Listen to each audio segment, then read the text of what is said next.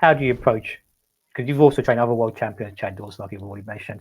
How do you approach training Beterbiev? I tell you, Arthur's a special fighter, and I tell you a very interesting thing about him. He's like a sponge, and he wants to learn new things, and he wants to practice what he's already good at. And I could show him things, and a couple of things, that he really liked and he implemented. He's not like a guy who's been boxing a long time. He acts like a guy who's just kind of starting out. And like I remember one time in particular, I showed him a really good maneuver and a way to get punches off a little quicker and different things like that. And I remember when he was done training for the day, he was in the corner of the gym by himself, working on exactly what I was showing him, and he was practicing it. And he did that for like 20 minutes by himself. And I'm just watching him. And so he wanted to perfect everything, and he wants to perfect everything, and you show him things like he keeps you on your toes because I train most guys and they let me lead everything. And whatever I tell them, that's what they're going to do. And that's what they do. With Arthur, he'll be like, oh, well, let's work on that move. Let's work on that move you showed me the other day. And he'll be like, why do we do this? And how low should I go? And he wants to know what's going on. He wants the I's dotted and the T's crossed. And so I always say he keeps you on your toes, because a lot of fighters, they don't keep you on your toes as a trainer. Whatever you show them, that's what they do. With Arthur, you got to be on your game all, every day, all day. While you're working with him, he expects you to be on your game. And so he makes you step your game up as a trainer, for sure. So I heard you talking about Beterbiev in your training, and you mentioned you added more snap to his jab and added more leverage to his punches. So Right. how was this accomplished? I Um, don't I you don't know, want you to give away your secrets here, but Yeah, well, no, just by there's adjustments in balance and height and positioning and different things like that, and a lot of it's mentality. Like I like to use a lot of words, examples, like to show a person what I mean. Like I'll say like, snap it like a towel. You know how you snap a towel when you're a kid and you snap your friends with it. I said that's the jab right there. That's the jab. That's the essence of the jab. Snap it faster. So I do things like that with him, and he, it works good. We have a good system, and I never had any complaints about training with Arthur. He's always been very receptive to things, and he's it's a pleasure to train with him. so you covered the snapping of the jab. So about the adding leverage to his punches, because he reminds me a bit of Joe Lewis in that Lewis had no wind up or pullback, but had Right, one punch in history. But Beterbiev's the same. Looks like he's not putting much into it, but he's right, knocking people out. So right. Well, how did you add leverage to that already well, best puncher? it's a way, like, as an example, like if you dip down to throw a left hook to the body, a lot of people pull their arm back far, like a slingshot, and they try to throw it in. And I say, no, man, like, we're gonna do it shorter. We're gonna shorten the distance, but we're gonna do it faster. You're gonna add speed to it. It's like a bullet. A bullet doesn't need to travel 100 yards to kill you. It could travel 2 inches and kill you because it's going so fast. You know what I mean? The speed dictates what the bullet does once it hits the target. So I'm under that mentality. I always use that type of mentality.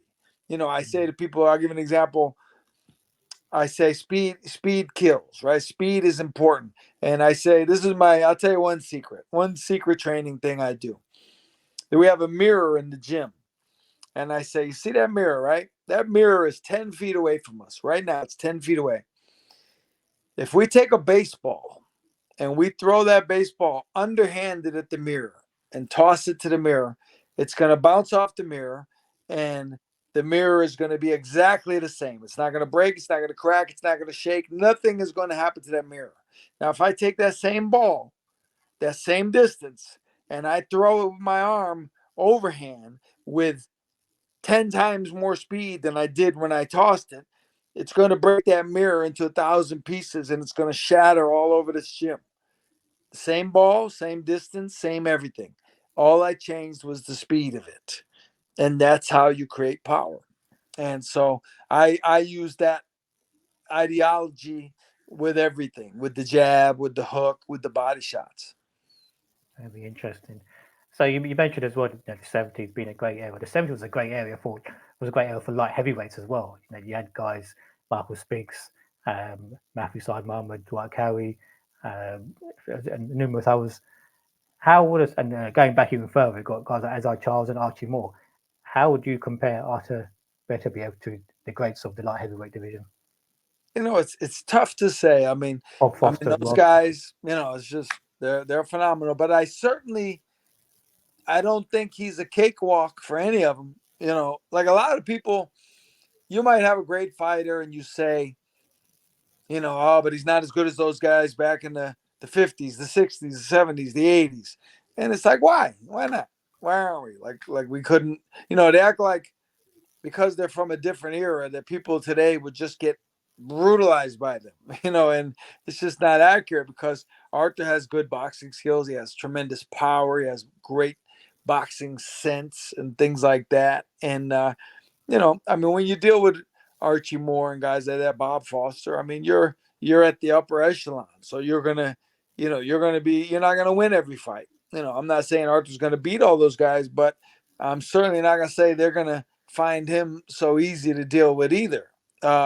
And one thing I'll say this, and like instinctively, as a human being, as a boxing fan, I could say to somebody who's a little older than me, and I could say, "What do you think about Arthur against all those great light heavyweights in the '70s?" And instinctively, they're like, "Oh, I don't know, man. Those guys, Saad Muhammad and all the guys, they were killers." And I said, "Listen, I know they were. They were killers, but they were killers because they could take the punches of each other. The fights were great, 15 rounds, 14 rounds. It took them 14 rounds to stop each other. Galindez and, Yaki Lopez and all those guys, right? Great fights. Do you really think in this world or any other that Matthew Saad Muhammad, all respect to Matthew, I love Matthew Saad. Do you really think Matthew Saad Muhammad is going to walk in face first like that behind the jab and Arthur's bombing him? You really think Matthew Saad Muhammad is just going to take those punches like he did with other guys and he's not going to fall down? He's going to just come back. Arthur has power. People don't stand up to his power. Back then, those guys, they were great fights because they could take the power. There's nobody at 175. You have to box Arthur. A guy like Bob Foster with the height and the long jab and his own power. But you're not going to sit there and trade punches with Arthur and expect to just survive that. That's not that. The human body wasn't built that way to take that kind of power. Yeah, I agree with you. With Matthew Saad Muhammad, he was a all-action type fighter. Right. And maybe a bad star matchup. I think Beterbiev would be a very bad matchup for him. But yeah, it's very interesting, is it? Because Beterbiev, he breaks you down. And a lot of these old school fighters, they did the same thing. They broke you down, just punched anything, and they eventually broke you down. And here's what it is. Like, he takes his time, right? Arthur with Gavadzik and those. But with Matthew Saad Muhammad being right there, honestly, that's a 2 or 3 round fight in my eyes. Arthur would stop Saad in 1, 2, or 3 rounds because he's there. He's right there for you to hit. You're not going to miss him. You're not going to have to break him down because he's going to be right there taking these big shots flush. And and here's the thing: if Matthew Saad Muhammad fought Arthur, Matthew would know it. He would figure it out in the first round that this is not the move. This is not the way to fight this guy. That's just. Well, yeah. I think there were a number of better fighters like heavyweight division in that era as well.